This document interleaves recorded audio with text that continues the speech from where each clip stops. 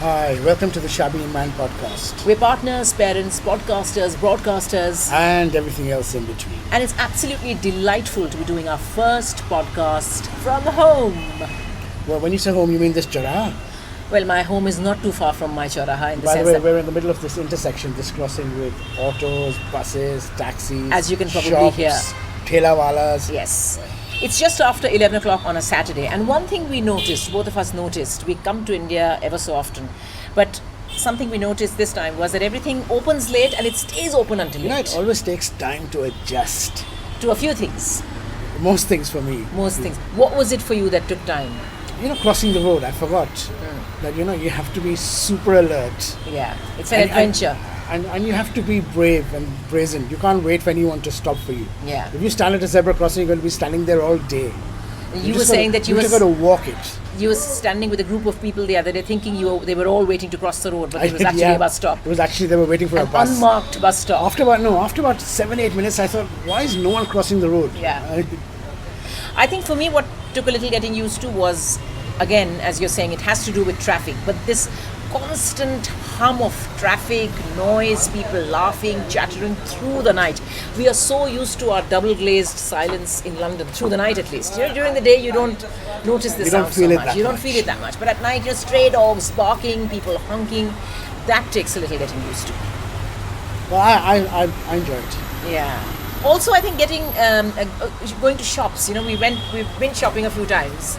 Well, that's where my haggling skills come into full fruition.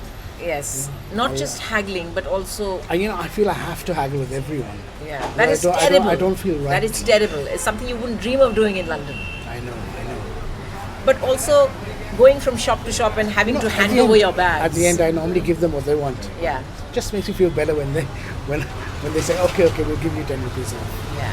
Now we're both foodies, and one of the main attractions for coming to India, besides visiting family and friends, is food. Right. It is. And Now, I'm our s- next stop is Delhi, which is for me the real food capital. Yeah. It's the food that we know the best. Even South India, I think, is No, but quite I'm adventurous. really stocking up on dosa and idli here and filter coffee. and filter coffee. And I think for both Filter of us, kafi. yeah, kapi. You have to say it right. For both of us, I think, the charm doesn't lie in eating in these plush 5-star joints, because I feel that one restaurant in a 5-star hotel is virtually the same as another restaurant anywhere in the world. You expect a certain kind of service. But to come to a vibrant, colorful, beautiful country like India and not sample the street food scene. By the way, I wonder if you all can hear the ambience. Can you hear the autos going by? Yeah. Because we're actually sitting in the middle of the road with a mobile phone. Well, not in the middle of the road, but a cafe which is Yeah. on the, which is virtually in the middle of the road. But you've been sampling a lot of cutting chai, a lot of filter kapi, I have, a lot of very dodgy looking snacks Now, from what these happened- roadside dhabas. I know what she's trying to say. Day before yesterday, let's just say that I had Delhi belly, even though I'm not in Delhi. Yeah.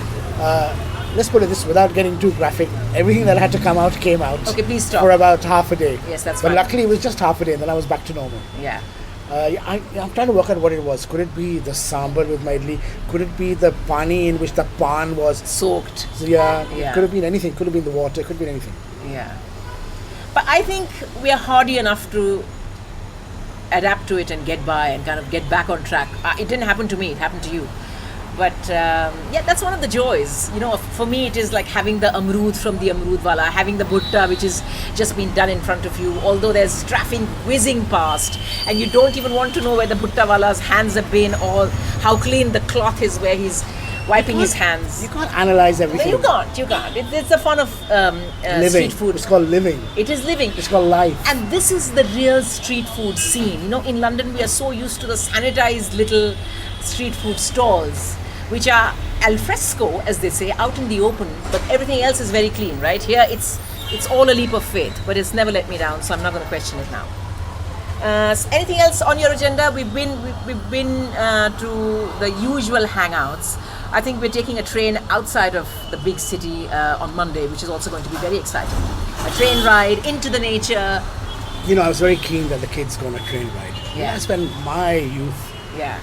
jumping on trains, looking out the window, Yeah. trying to negotiate the toilet and not pull the red chain. Yes. It's great fun. But Getting off at stops, having a quick cup of tea, getting back before the train moves. But as my father reminded me, India is no longer the same India of our childhood. My dad is saying that, you wouldn't dream of traveling unreserved. So you have to reserve your seats. You have to be, if people prefer an AC chair car, it's no longer that berth where you're jostling for space and, you don't know if you get up and go to the toilet for 2 seconds, you don't know if the seat is going to be there when you come back. It's no longer that. And you're taking all the fun away from it. you. It is taking all the... Maza hi nikal. No, but India has moved on as well. As we were saying the other day, we were comparing coffee shops and we were saying, what is the charm of having a Starbucks here when the coffee at your roadside dhaba is just as good, more authentic, when your coffee at these other cafes, which are not as flash as Starbucks, is just as good, right? It's a status symbol. It's a status thing. I think because It's the Starbucks has come to AC, the India. sofa. Let's not forget how it almost came to a riot-like situation outside the first IKEA that opened 2 days ago in Hyderabad, right? Not too far from Bangalore. Yeah.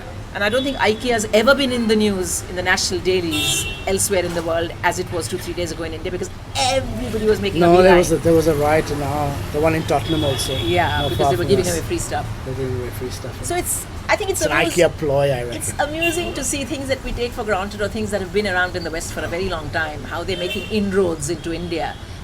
And at least the first few years, although Indians are well traveled now, they travel around the world, they know exactly what's trendy outside. They kind of react to it differently when they see it at home. A Starbucks is a status symbol. In London, in England, it routinely features at the bottom of the coffee shop list. Now that we've worked out how to use this damn machine on the go, we'll just keep you updated. Actually, we'll bore you to death. Yeah, because we're going to be traveling through lots of other exciting places and we're here for another couple of weeks. In the meantime, thank you so much for listening to the Shabby and Man podcast. Thank you so much for following us, for downloading us.